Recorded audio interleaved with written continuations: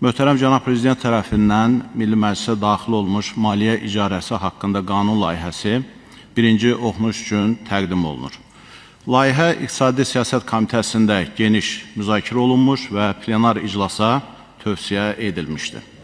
Qanun layihəsinin qəbul edilməsini zəruri edən əsas amil, hər şeydən əvvəl maliyyə icarəsi fəaliyyətinin hüquqi əsaslarını müəyyən etmək və bu sahədə münasibətlərin sistemli şəkildə tənzimlənməsidir. Bu layihə ölkəmizdə maliyyə bazarlarının inkişafı, sahibkarların maliyyə resurslarına çıxış imkanlarının genişləndirilməsi, real sektorun investisiya fəaliyyətinin dəstəklənməsi və dayanıqlı iqtisadi artıma nail olunması baxımından mühüm əhəmiyyət kəsb edir. Maliyyə icarəsi iqtisadi mahiyyətinə görə investisiya yönümlü maliyyələşmə alətidir. O, kreditlə alış və adi icarənin elementlərini özündə birləşdirən hibrid maliyyə mexanizmidir. Sadəcə iki tərəfli bank kreditləşməsindən və icarə münasibətlərindən fərqli olaraq, maliyyə icarəsi icarəyə verən, satıcı və icarəçinin iştirak etdiyi üç tərəfli sxemə əsaslanır. Bu mexanizm vasitəsilə sahibkar, yəni icarəçi, böyük həcmli ilkin kapital qoyuluşu etmədən istehsal və ya xidmət fəaliyyəti üçün zəruri olan avadanlığı, texnikanı və digər əsas vəsaitləri əldə etmək imkanı qazanır.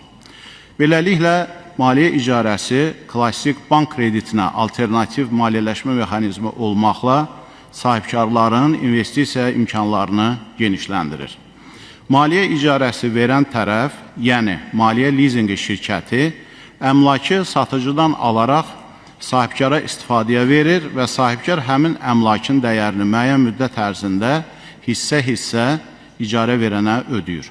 Müqavilə müddəti başa çatdıqdan sonra əmlakın mülkiyyət hüququnun icarəçiyə keçməsi imkanı yaranır. Hörmətli həmkarlar, qanun layihəsində maliyyə icarəsi 4 əsas meyardan biri ilə müəyyən olunur.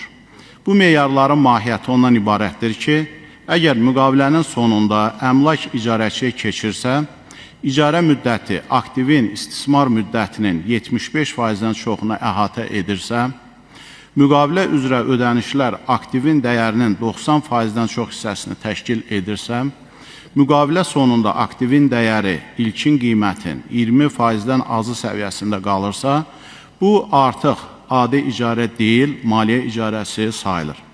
Başqa sözlə, bu halda aktiv və ya əsas vəsait faktiki olaraq hissə-hissə əldə olunur.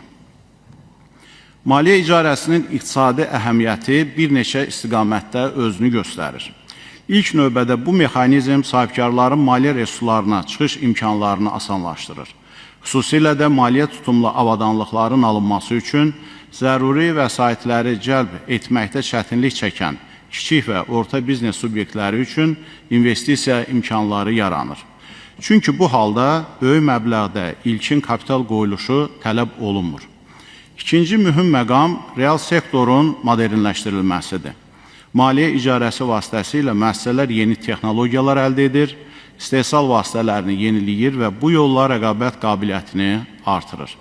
Bu isə iqtisadiyyatın texnoloji inkişafına və məhsuldarlığın yüksəlməsinə, istehsalın səmərəliliyinə müsbət təsir göstərir. Üçüncü mühüm istiqamət maliyyə bazarlarının dərinləşməsidir. Maliyyə icarəsi bank kreditləri ilə yanaşı alternativ maliyyələşmə kanalı yaradır, maliyyə vasitəçiliyini genişləndirir və qeyri-bank maliyyə institutlarının rolunu artırır. Hörmətli həmkarlar, layihə konseptual baxımdan 5 əsas fəsildən ibarətdir. Birinci fəsildə ümumi müddalar müəyyən edilir, əsas anlayışlar izah olunur, maliyyə icarəsi fəaliyyətinin hüquqi əsasları və tətbiq dairəsi göstərilir.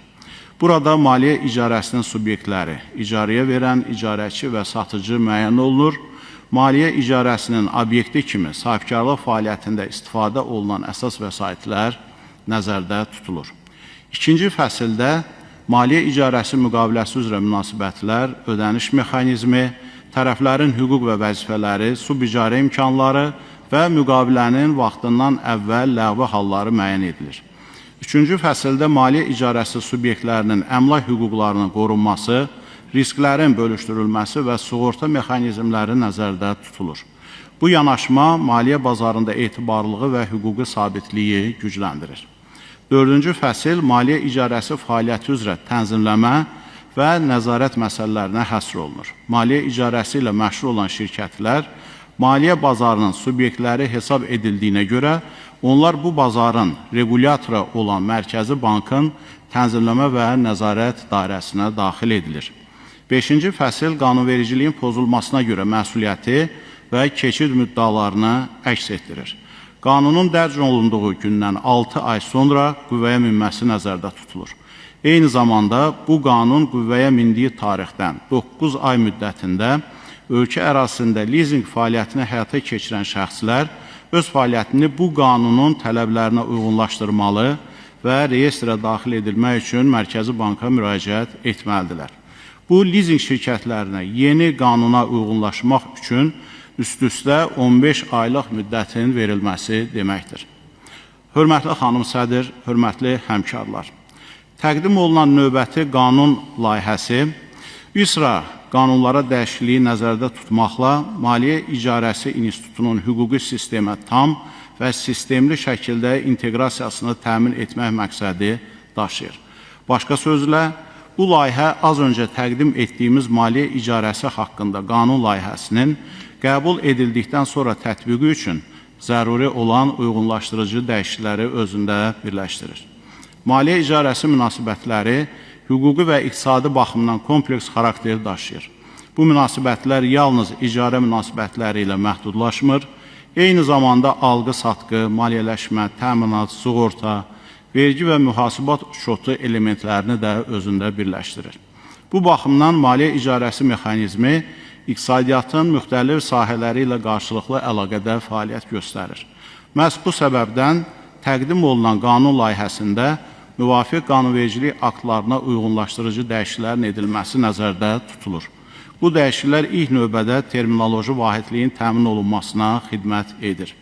Digər tərəfdən, dəyişikliklər maliyyə bazarının institusional elementi kimi maliyyə icarəsi fəaliyyətinin hüquqi əsaslarının möhkəmləndirilməsinə yönəldilmişdir. Bu baxımdan banklar, bank olmayan kredit təşkilatları, kredit büroları, nağdsız hesablaşmalar və digər maliyyə infrastrukturu ilə bağlı qanunvericilik aktlarında müvafiq uyğunlaşdırmalar aparılır. Layihədə maliyyə icarəsi obyektinin hüquqi statusu, əmlak hüquqlarının qorunması, təminat mexanizmlərinin tətbiqi, müflisləşmə və iflas prosedurları zamanı tərəflərin hüquqlarının dəqiqləşdirilməsi ilə bağlı normalarda öz əksini tapmışdır. Bu isə lizinq əməliyyatlarında hüquqi risklərin azaldılması baxımından mühüm əhəmiyyət kəsb edir. Vergi qanunvericiliyində nəzərdə tutulan dəyişikliklər maliyyə icarəsi əməliyyatlarının vergi rejiminin dəqiqləşdirilməsinə və bu mexanizmin praktik tətbiq imkanlarının genişləndirilməsinə xidmət edir. Diqqətə layiq məqamlardan biri də maliyyə icarəsi mexanizminin real sektorun müxtəlif sahələrində, o cümlədən kənd təsərrüfatı, kooperasiya, elmi fəaliyyət və sahibkarlığın inkişafı ilə bağlı qanunvericilik aktlarında nəzərə alınmasıdır. Hörmətli xanım sədr, hörmətli həmkarlar, maliyyə icarəsinin milli iqtisadiyyatımız və real sektor üçün əhəmiyyətini, maliyyə bazarlarının inkişafı baxımından mühüm təşəbbüs olduğunu, beynəlxalq təcrübəyə uyğun tənzimləmə çərçivəsinin formalaşdırıldığını nəzərə alaraq, hər iki layihənin birinci oxunuşda müzakirəsini və qəbul edilməsini məqsədə uyğun hesab edirik.